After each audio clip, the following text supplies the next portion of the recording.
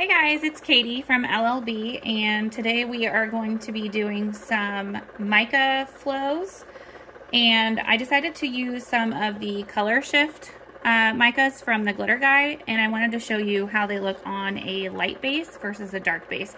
These color shifts do crazy amazing things on different color bases, especially the dark. So I have already put my epoxy into these mixing cups, and I have put 10 milliliters of epoxy on each of these. Actually, there's probably more like 15 on this, but I just usually eyeball it until it has a nice even coat. And what we're gonna do is we're going to add a little bit of the micas to each of these mixing cups and mix them up.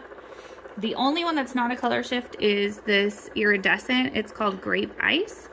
And I wanted to try this out too because I have heard that the color, like the shimmer color that's in this, picks up really good on black.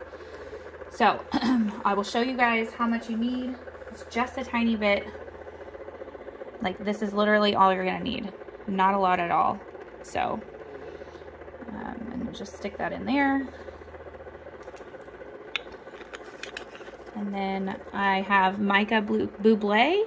It's this nice kind of a baby blue color shift. And I would say there's about 10 milliliters of epoxy in each of these, 10 to 15 in each of these cups. Not a lot. This is Mica Douglas, and it's like a teal color shift.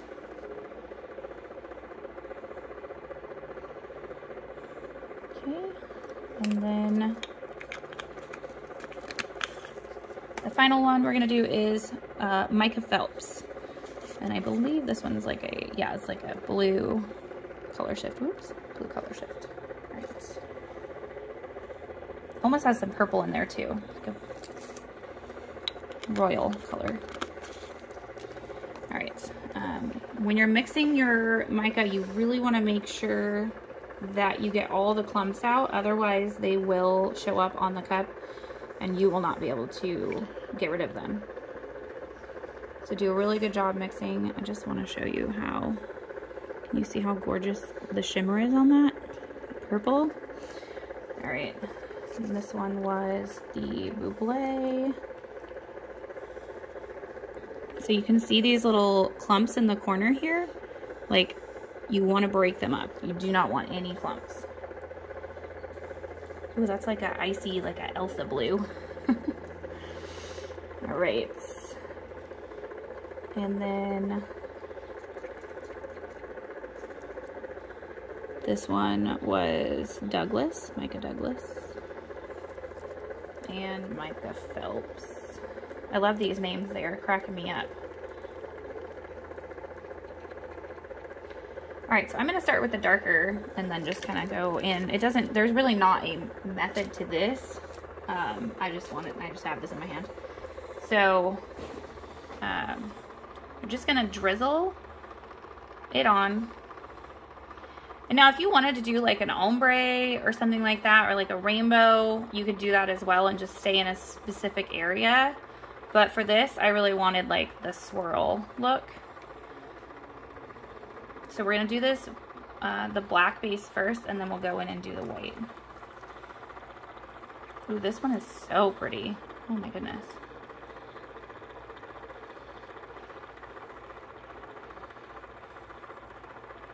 All right.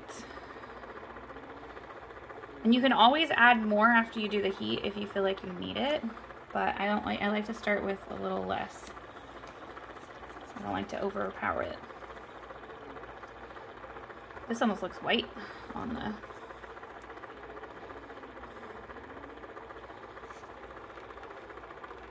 as you can see, there's no method. I'm just tossing it on.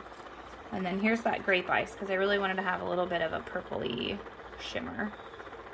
Ooh, I like that.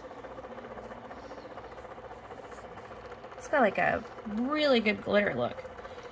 All right, so now we're just gonna hit it with the heat gun. Any heat gun will work. Just try not to have your heat in any one spot for too long.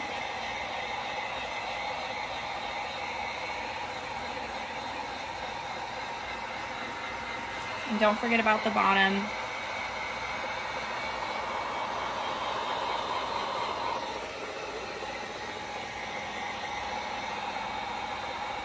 And you'll see the colors are gonna start kind of blending together and swirling. And if you see a bunch of stuff coming off the bottom, like dripping down, that is totally okay. You want that because you don't want like any uneven areas. So the epoxy's self-leveling right now and doing its job.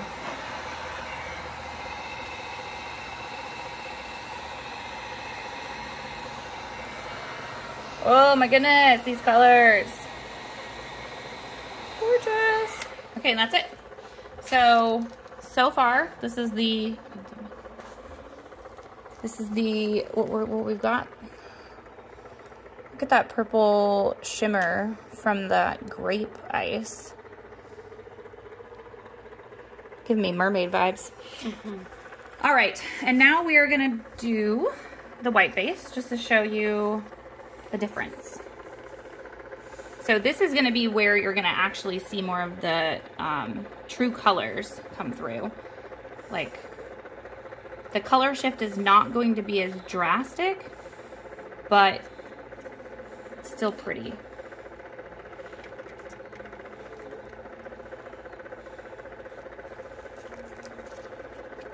Really digging this like light blue. It's like an icy color. It's coming out pretty white on this, but you can still kind of see that iridescent, like pale, like minty. I don't know how to describe it. I really like it though.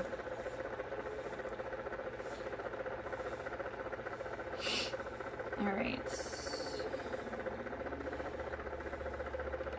And I always make sure to get that bottom. Just drip it off onto there. It doesn't matter how it looks. It'll swirl all together anyway. Like, obviously it doesn't look great right now, but it will look amazing once you hit it with the heat.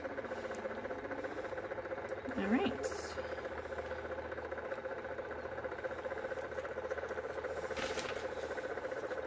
We're gonna heat this one up.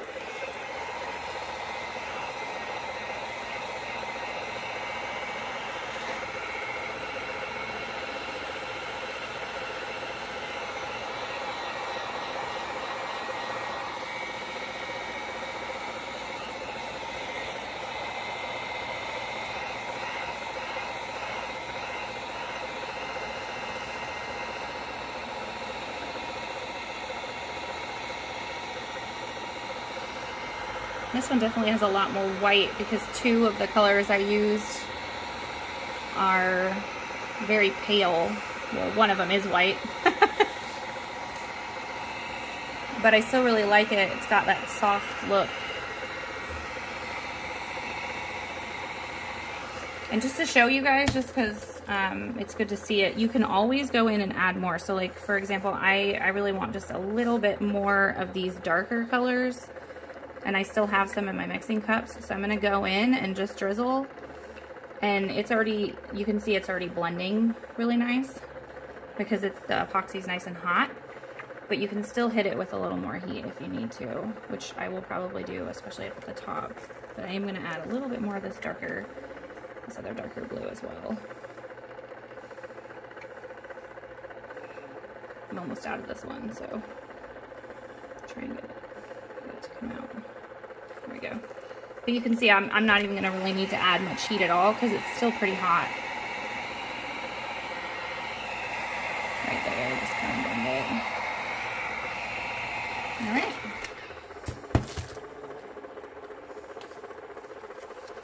So that is it. It's pretty simple. It's a really nice, fast craft. And then once this cures, it should be nice and smooth, and you should be able to add a decal and then put another couple coats of epoxy over it, and then you have a beautiful cup.